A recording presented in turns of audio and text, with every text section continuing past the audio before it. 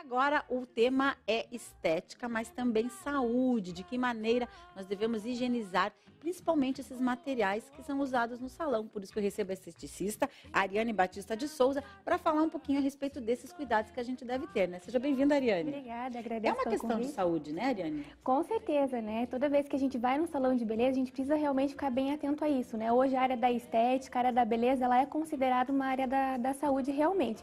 Isso vale desde a higienização do ambiente físico, até o processamento de todos os materiais, os objetos que serão utilizados até a realização do procedimento propriamente dito. Então a gente, quando vai a um salão de beleza, tem que ficar atenta a esses Exatamente. processos de higienização, né? Uhum. Começando, por exemplo, com os alicates. A gente tem até a imagem aí dos alicates de cutícula, né? Que a podóloga e a manicure utilizam. Olha só, o que a gente está vendo lá? Que material que é esse? Esse seria uma autoclave, né? Uhum. Assim, até acho que vale a gente definir um pouquinho os conceitos, porque existe a higienização, esses materiais eles devem ser higienizados, que seria, por exemplo, utilizar uma água, pode ser um detergente, até às vezes um detergente enzimático, então eles devem ser limpos. Após esse processo, eles devem ser secos e então passar pelo processo de esterilização, que é o único processo que consegue atingir os micro-organismos que estão na forma de vida esporulada, que seriam os mais resistentes, né? Às vezes a gente vê passando até acetona, álcool 70 nesse tipo de material, que não seria correto, porque esses tipos de substâncias eles poderiam entrar como desinfetantes, que conseguem atingir apenas os micro-organismos que estão em forma de vida vegetativa, que seriam aqueles que são menos resistentes. Então, esses produtos sendo higienizados, passando tanto por uma estufa quanto por uma autoclave, sendo esterilizados, seria o ideal para garantir a saúde Então do a gente cliente. acabou de ver a imagem, essa autoclave é obrigatória nos salões hoje em Isso, dia. tanto a autoclave ou a estufa, os dois conseguem fazer o processo de esterilização. Aí tá tranquilo. Tá tranquilo. Pode ser usado sem dúvida ser nenhuma. usado. Então a gente tem que observar se a manicure ou a pedicure abre na Ela nossa abre frente, na nossa frente, para exatamente. saber que o material está Uhum. esterilizado. Podem ser passados vários tipos de, ali, por exemplo, onicomicoses, que seriam as micoses de unha, né? A unha da pessoa começa a ficar mais espessa, tem um odor desagradável, pode ter mudança de coloração e como o fungo se alimenta do material da unha, que é a queratina, começa aos pouquinhos começar a ter, a unha começa a quebrar, ficar mais quebradiça, assim, e o tratamento acaba sendo um pouco longo, né? Dependendo do crescimento, se foi a unha dos pés ou da mão, pode durar em torno de 6 meses a 1 ano esse tratamento. E pode acontecer complicações também se esse material não for Exatamente, bem né? esterilizado, E né? assim, a gente fala Graves de alicates de complicações, cutícula, mas todo o material que for de uso metálico, ele deve passar por esse processo de esterilização. O que pode acontecer se esse material não for corretamente esterilizado? Então, um dos casos seria a onicomicose, que seria essa infecção por fungos, né? E a gente tem que cuidar com infecções bacterianas, que elas também acabam sendo, de certa forma, um pouco mais perigosas, no sentido de que elas podem, se conseguir uma via de entrada, ter acesso à circulação sanguínea. Aí pode ter casos de infecções generalizadas, com certeza os problemas acabam sendo Bem mais graves complicados, até, né? mais graves, né? A gente até tem um caso de uma australiana, ela tinha compartilhado pincel de maquiagem e a amiga dela teve uma contaminação bacteriana por Staphylococcus aureus e ela contraiu essa bactéria e teve uma lesão na coluna. Ela ficou paraplégica e infelizmente nunca mais conseguirá andar. Gente, um caso gravíssimo. A gente nem Exatamente. imagina que isso pode acontecer. pode Daqui a pouquinho a gente acontecer. vai falar a respeito da maquiagem, mas antes eu gostaria de falar um pouquinho a respeito das lixas. As lixas de unha no salão. Tanto as lixas, a primeira que a gente vai mostrar é a lixa de pé descartável. Uhum. Vamos ver então. Olha lá, tá a foto. Esse a gente já é bem comum encontrar em salão, né? Isso. Na verdade, essas lixas realmente elas devem ser descartadas, né? Eu, na verdade, não sou muito fã desse tipo de lixa, porque eu acredito que elas fazem uma abrasão muito significativa ali na pele e a gente acaba tendo um efeito rebote. Vai ter um espessamento ainda maior. Então, às vezes, a pessoa procura um afinamento daquela região e acaba tendo um espessamento.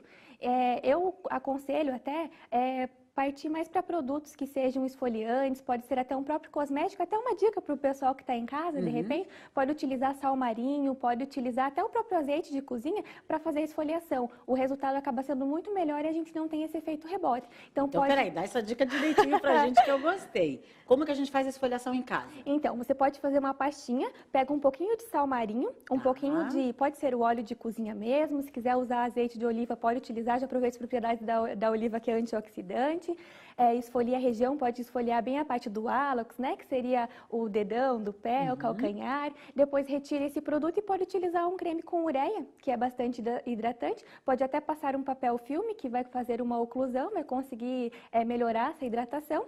A pessoa pode ficar uns 30 minutos, se ela quiser fazer à noite, até para dormir com esse creme. Absorve ali bem nos o creme pés. daí, né? Aí ela pode até não precisar fazer esse tipo de esfoliação, utilizando essas lixas no salão, porque ela já vai garantir uma pele mais lisinha, mais saudável ali Olha nos que pés. bacana. Então, uma dica para você manter os seus pés sempre macios. A lixa que a gente mostrou está correta em questão de higienização. Isso, desde que ela seja descartada, tá certo. Pode para quem o quiser uso. usar, mas a dica da especialista é você fazer a esfoliação para que não aumente ainda mais aquela, como é que a gente fala, aquela parte áspera do como pé. se fosse, né, a pele acaba espessando ali naquela região, acaba verdade. ficando mais... E as lixas de unha, de mão, vamos ver. Também. Então, tudo o que for, Olha lá. tanto a lixas de unha, como também as espátulas de madeiras, após o uso, ela precisa ser descartada. Porque, como na lixa fica resíduos da própria unha, que é queratina e serve como uma fonte de alimento para o fungo, então ela precisa ser descartada, né? Uma outra dica também para o profissional é ele manter esse material organizado. Não adianta ele estar com várias lixas que nunca foram utilizadas e estar no meio da maleta, junto com esmaltes, com algodão.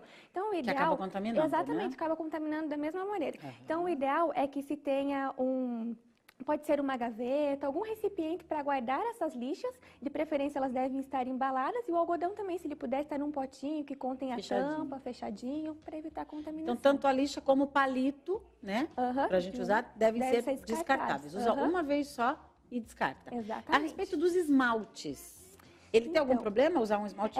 Hoje, pesquisas mostram que as brasileiras, mais ou menos 10% delas têm alguma sensibilidade a algum componente dos esmaltes, né?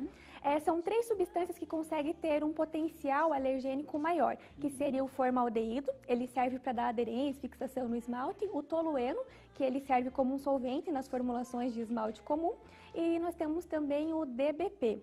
Esse DBP, ele é um dos componentes que estão no esmalte, que ele é bem característico de dar a dermatite de contato alérgica por esmalte, é o nome da alteração.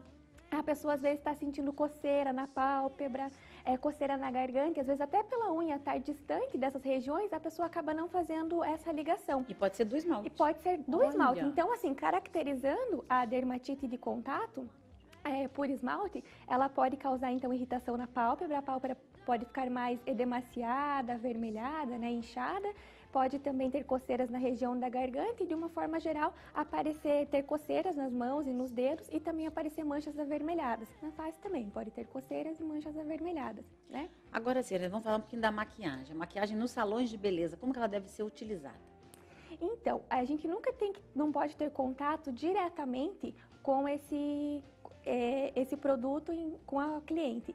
Então, você sempre deve utilizar, por exemplo, tem paletas de aço inox ou até mesmo paletas que são de materiais descartáveis. Você deposita o produto nessa paleta e então a partir daí que você vai ter contato com a cliente, né? São bem comuns casos de herpes e de conjuntivite.